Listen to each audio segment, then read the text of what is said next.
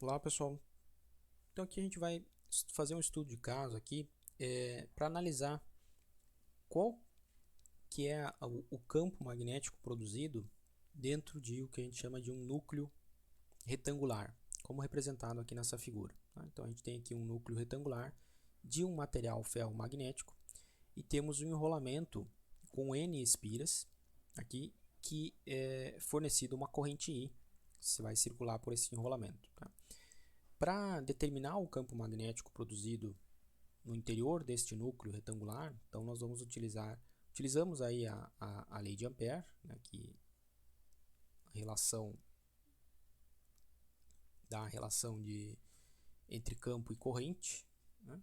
Então podemos usar aqui que a integral de linha fechada do produto escalar H dl, intensidade de campo H, né, já que a gente está dentro de um material, dentro de um núcleo, é igual à corrente envolvida por este caminho fechado, a soma das correntes envolvidas por esse caminho fechado, sendo que o H, né, lembrando, H, grandeza, o vetor H que nós chamamos de intensidade de campo magnético.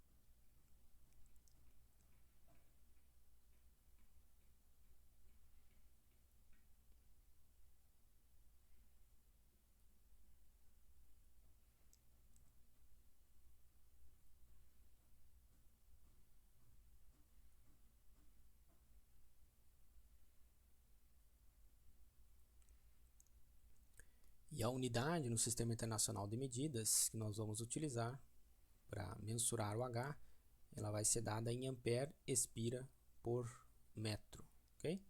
dl aqui vai representar um caminho fechado que nós vamos traçar por dentro do núcleo retangular. Então, dl é um elemento deste caminho fechado, né, que é o caminho de integração, e a corrente envolvida é a corrente envolvida por este caminho fechado, dada em amperes. Né? Então, esse desenho aqui ele representa o que a gente chama de um núcleo retangular, e esse núcleo retangular, se ele for feito de um material como ferro, a gente pode chamar ele de um núcleo ferromagnético, né? Ou qualquer outro metal aí que tenha propriedades ferromagnéticas vai ter o mesmo efeito. Sendo este núcleo aqui feito de material ferromagnético, certo? As linhas de campo magnético produzidas por essa espira, por esse enrolamento, elas ficam praticamente, todas elas, confinadas dentro do núcleo. Se a gente imaginar aqui, ó, representar uma linha de campo apenas produzida por essa espira, pelo sentido de enrolamento, aqui vamos pensar, essa espira aqui de cima, pela regra da mão direita, ela vai produzir um campo magnético, uma densidade de campo magnético nesta direção. Né? Posso representar aqui a densidade nesta direção. Só que a densidade ela não vai continuar sendo retilínea aqui para cima, por quê? O material ferromagnético, o núcleo aqui, ele tem uma permeabilidade muito maior do que o ar que está em volta aqui deste núcleo, certo? Então as linhas de campo, ao invés de continuar em linha reta aqui, certo? Que seria a direção natural somente se não houvesse esse núcleo, somente desse enrolamento, né? Ela, quando chegar aqui, ela vai fazer este percurso aqui, ó. Ela vai se manter dentro todas as linhas de campo produzidas aqui, elas vão se manter dentro do núcleo, certo? Com esta direção. Então a densidade de linhas produzidas por esse enrolamento, ela fica confinada dentro do núcleo ferromagnético. Por quê? Porque a permeabilidade, a facilidade que o campo magnético tem de se propagar dentro desse núcleo é muito maior do que ele se propagar pelo ar, que tem uma permeabilidade muito baixa. Então, as linhas de campo magnético elas sempre têm que ser fechadas, né? Então, a linha que sai daqui, ela vai formar um circuito fechado, e o núcleo aqui ele fornece um caminho de alta permeabilidade, fácil, um caminho fácil aí para o campo fazer uma linha fechada, completar um circuito fechado aqui. E uma analogia que a gente pode fazer, por exemplo, com um circuito elétrico. Né? Se a gente tem um fio condutor para uma corrente elétrica fluir, certo? Através desse fio condutor aqui, corrente, quem está produzindo essa corrente, é uma diferença de potencial, mesmo que aqui, enfim, tenha uma resistência nesse fio, né? Tem uma resistência equivalente, a corrente ela vai percorrer pelo caminho de menor resistência nas cargas. Se tiver um caminho paralelo aqui com uma resistência muito maior, a gente sabe que, bom, no caso real aqui, se essa resistência for muito maior, for um circuito, a gente pode imaginar que é até um circuito aberto, né? Ou seja, existe aqui o ar para ela circular, a corrente, as cargas elas poderiam circular por aqui, teoricamente sim, né? Poderia formar um arco elétrico aqui nesses dois pontos, poderia, se a diferença de potencial fosse muito alta o suficiente para conduzir as cargas através do ar, né?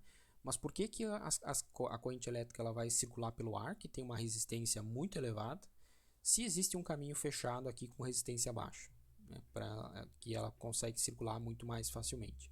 É uma analogia que a gente pode fazer com as linhas de campo magnético, ou seja, o material aqui, o meio desse núcleo ferromagnético, ele tá fornecendo um caminho aqui de alta permeabilidade, que é muito mais fácil para as linhas de campo se propagarem através do material, tá? Então, deixa eu voltar aqui para apagar essas linhas verdes que eu não quero elas ainda no meu desenho. Aqui vou ter que apagar manualmente, ok? Então, a presença desse núcleo, né, na prática, ele acaba gerando esse efeito sobre as linhas de campo, que são, elas ficam confinadas, né, dentro do núcleo, desse núcleo ferromagnético. No caso real, esse seria o caso ideal. No caso real, mesmo com o núcleo ferromagnético sendo um caminho mais fácil, com permeabilidade muito maior do que o ar, uma parte ainda das linhas de campo elas ainda vão se dispersar pelo ar, a gente fala, né? Uma parte elas ainda vão fazer um circuito aqui pelo ar, né, fechado. Essas linhas que escapam, a gente pode falar assim, pelo ar, a gente fala, vão originar um fluxo de dispersão, né? Mas a grande maioria, a maior parte realmente na prática do fluxo magnético gerado, ele vai se concentrar dentro do núcleo, tá? Então a gente pode considerar aqui que essencialmente, ou basicamente, todo o campo magnético produzido e todo o fluxo magnético que vai ser produzido, ele fica confinado dentro do núcleo.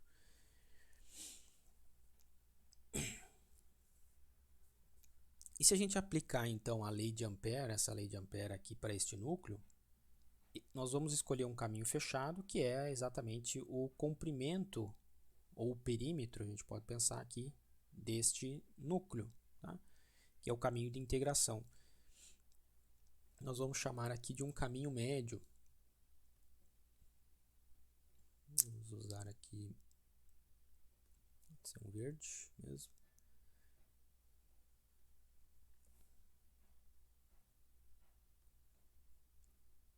Se nós pegarmos aqui o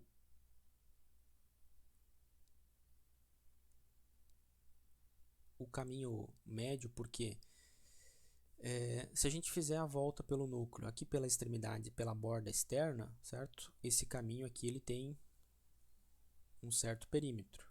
Vamos pegar aqui. Se a gente circular esse núcleo exatamente pela borda externa, né?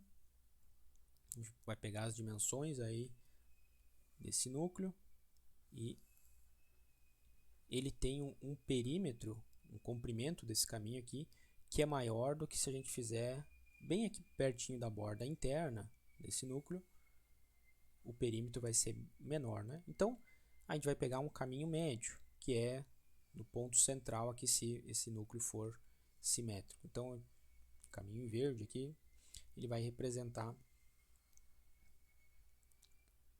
o caminho médio que as linhas de campo vão seguir, tá? E aí a gente tem aqui, então, nessa direção aqui um fluxo, vamos chamar aqui um fluxo M, que é o fluxo magnético.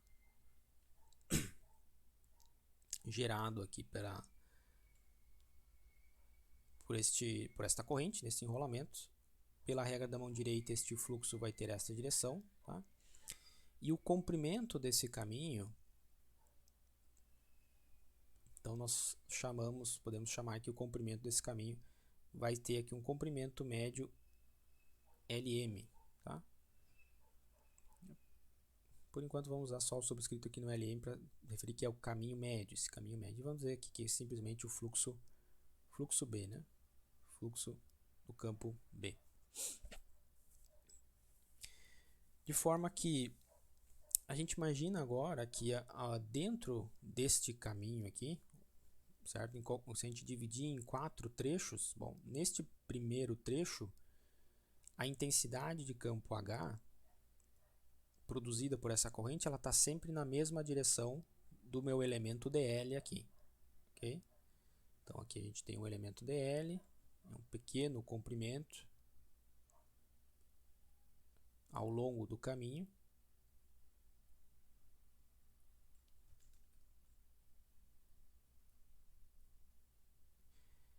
E o H, a direção do H é na mesma direção do dl, que ele é perpendicular à corrente aqui, né? Quando as linhas de campo, elas permanecem dentro do núcleo, aqui aprisionadas pelo núcleo, elas vão seguir este caminho. Então, meu dl continua, a direção da intensidade H, ela vai mudar, vai ficar confinada dentro deste núcleo retangular. E aí, então, em todos os trechos aqui do núcleo, né, imaginando que a gente vai ter em média aí um campo magnético, uma intensidade de campo magnético que é constante ao longo do núcleo, ela não muda a intensidade, né? Ela não varia a intensidade, uma vez que ela está dentro do núcleo. De novo, a analogia com a corrente elétrica, se a corrente elétrica está circulando um caminho fechado por um condutor, essa corrente não muda a intensidade dessa corrente ao longo desse caminho fechado, esse caminho sério, né? Então aqui a intensidade, o fluxo B também não vai mudar e a intensidade H também não vai mudar. Então ele está sempre, esse produto escalar H, escalar dl, ele está sempre na mesma direção e ele é constante ao longo do caminho de integração. E aí, essa integral aqui, ela se torna aqueles casos de simetria, que é similar ao caso de simetria que a gente já tinha analisado aí em outros casos. Essa integral que ela se torna a intensidade H, que é constante ao longo do caminho, e ela está sempre na direção do meu elemento dl ao longo desse caminho fechado. Então, o H é constante e a integral de linha de dl é o próprio comprimento médio desse núcleo, certo? Do perímetro desse núcleo. Então, é o próprio Lm. Isso aqui tem que ser igual, então, à corrente, pela lei de Ampère, a corrente envolvida por este caminho fechado. Qual que é a corrente que está envolvida por esse caminho fechado? Meu caminho fechado, agora, eu representei aqui em verde. Ele representa o fluxo também, né? A direção do fluxo, mas também representa aqui o caminho fechado. Qual que é a corrente envolvida por este caminho fechado? A corrente envolvida por este caminho fechado é a corrente que está passando aqui.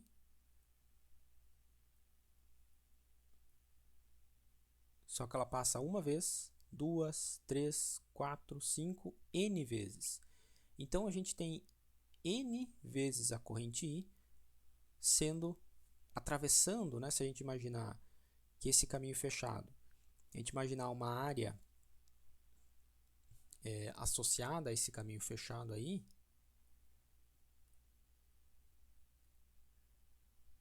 se houvesse uma área aqui, não vou conseguir representar assim, né?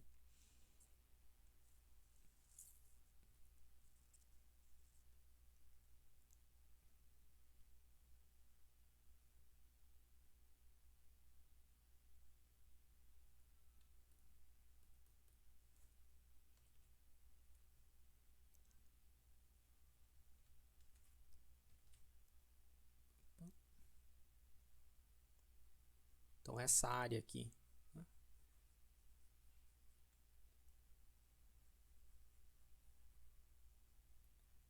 delimitada pelo caminho, quantas vezes que ela é atravessada pela corrente I, pela corrente do enrolamento? Ela está percorrendo, atravessando essa área N vezes.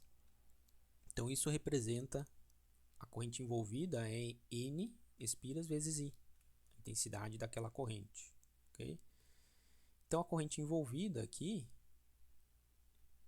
é a corrente I, só que multiplicada N vezes. Opa!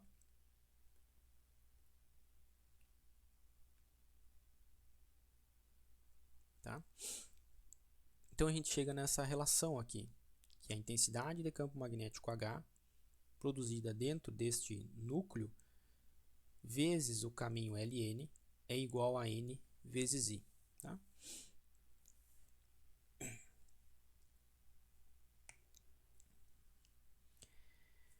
Isso aqui, nós estamos, uma vez que abandonamos aqui o produto escalar aqui de H, do vetor H dl, né, resulta aqui apenas a grandeza, a magnitude, a intensidade do campo magnético, certo?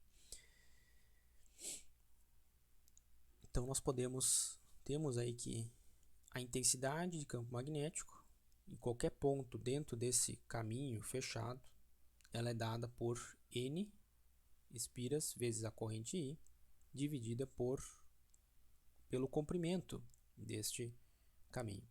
E é que a gente vê por que esta unidade padrão da intensidade de campo magnético, né?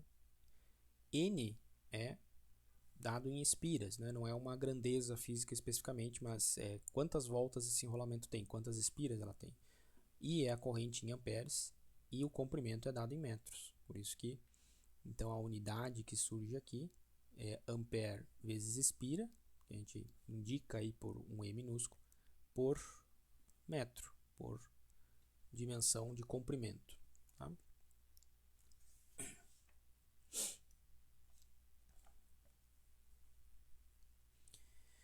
A gente pode imaginar ou ver aí, interpretar que a intensidade de campo magnético H, ela é, de certa forma, um esforço, uma força que a corrente I está fazendo para estabelecer o campo magnético dentro desse núcleo, né?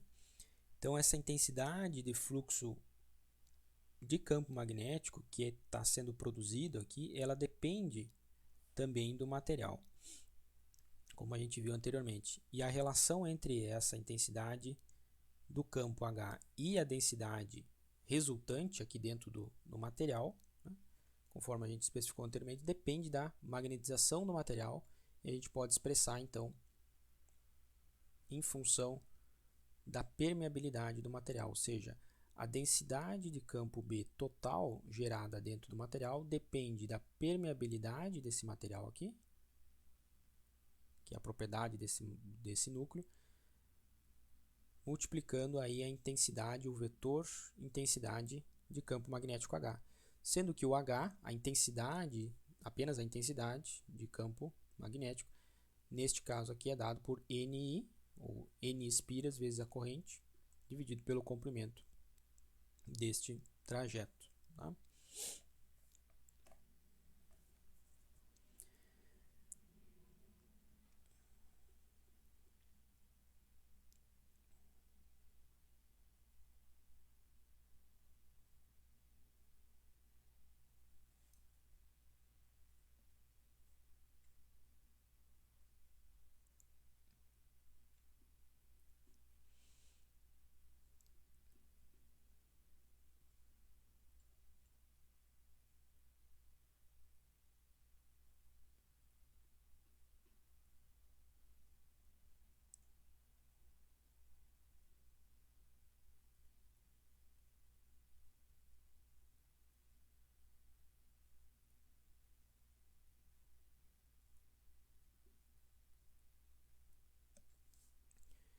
O B, né, a gente representa por densidade de fluxo magnético.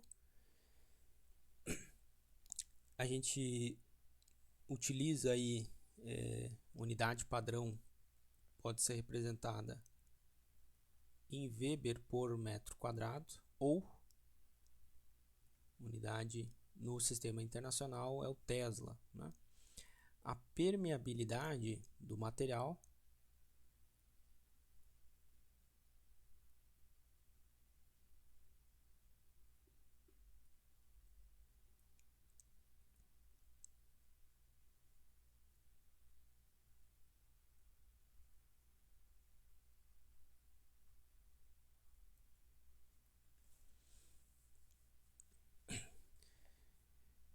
ela representa quão fácil, relativamente ao vácuo, é estabelecer, é criar um campo magnético dentro desse material. Quanto maior esse valor, esta constante de permeabilidade, mais fácil é de criar e estabelecer um campo magnético dentro dele. E ela é medida em henries por metro, em unidades aí do SI, né? E o H, a gente já comentou, é o que a gente chama de intensidade do campo magnético, medida em ampere-espira por metro. E nós podemos pensar o H como qual que é a contribuição, o esforço da corrente para criar esse campo, né? O fluxo total de campo magnético, né? O B, a densidade de campo B, é a contribuição da corrente somada com a magnetização do material, né? Por isso que essa permeabilidade aqui entra multiplicando esse H. Lembrando que a magnetização do material, aquela contribuição, ela também depende da intensidade. Quanto maior a intensidade de corrente, a magnetização do material tende a ser maior também, né? O valor de referência aí da permeabilidade é a permeabilidade do vácuo, que vale lá uma constante igual a 4π vezes 10 na menos 7 henries por metro, certo? E a permeabilidade, uma maneira muito comum da gente encontrar e referenciado diferentes materiais, é a permeabilidade relativa, ou μR, de um material.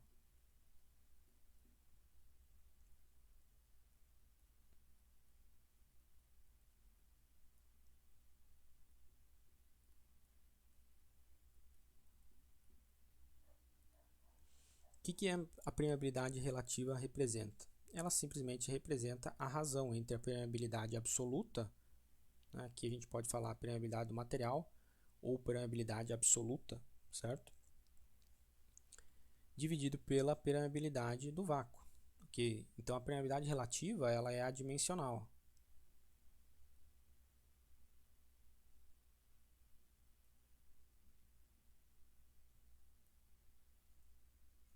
Já que é a razão entre a permeabilidade do vácuo e aliás, a permeabilidade absoluta do material e a permeabilidade do vácuo.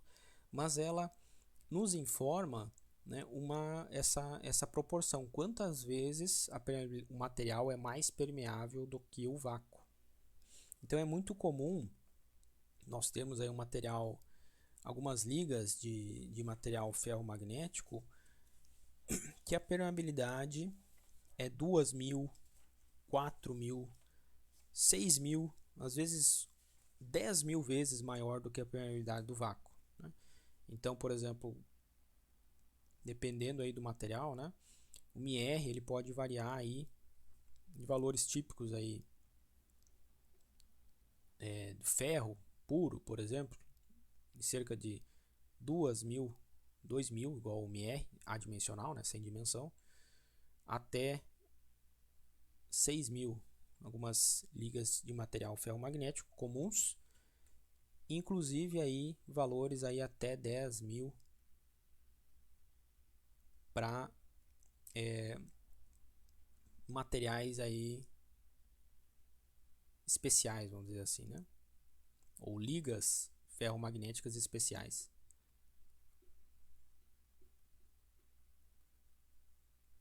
O que isso representa, né, na criação do campo? Que um material com uma permeabilidade, por exemplo, 2.000 vezes maior do que a permeabilidade do vácuo, certo?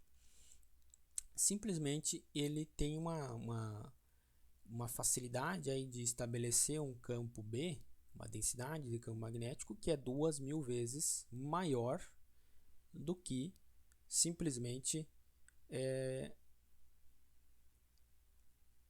a criação do mesmo campo magnético com a mesma corrente, com a mesma espira, só que no vácuo, sem a presença desse material. Então, a presença do material ferromagnético ela amplifica várias vezes, né, milhares de vezes, o fluxo magnético, a densidade de campo B que a gente vai ter e o fluxo magnético que vai ser estabelecido dentro de um núcleo. Por isso, a utilização de núcleos ferromagnéticos ela é praticamente regra, né, na construção de máquinas aí, com aplicações.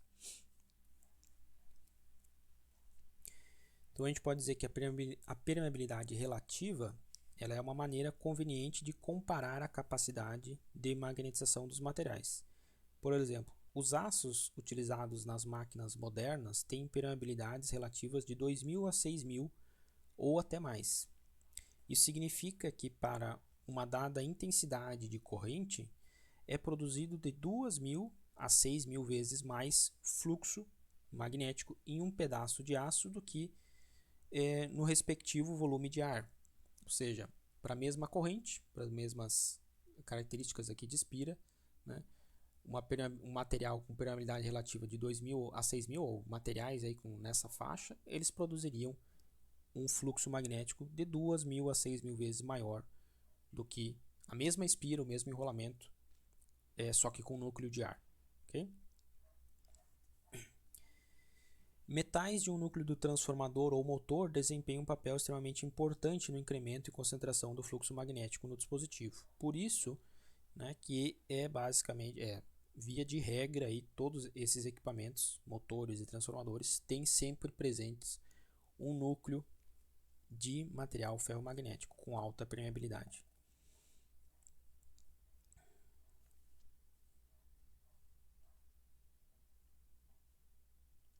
Outro fator aí também é que a permeabilidade, a alta permeabilidade, ela faz com que o fluxo ele fique preso, né? A maior parte do fluxo ele permaneça dentro do núcleo de ferro, como assumimos aqui nesse caso, ele fica confinado dentro desse fluxo, em vez de se propagar, de se dissipar pelo ar, o que é uma forma aí de perda que a gente tem nos casos reais. Né? A permeabilidade é muito menor do ar em volta, uma parte do fluxo ele vai acabar se dispersando pelo ar, mas a maior parcela aí acaba se concentrando, se propagando dentro do material. Esse fluxo, essa pequena parte então que a gente chama de fluxo de dispersão, que que se propaga pelo ar, né, fora do núcleo, ela é um tipo de perda aí, né? E a parcela, essa parte de fluxo de dispersão, ela acaba sendo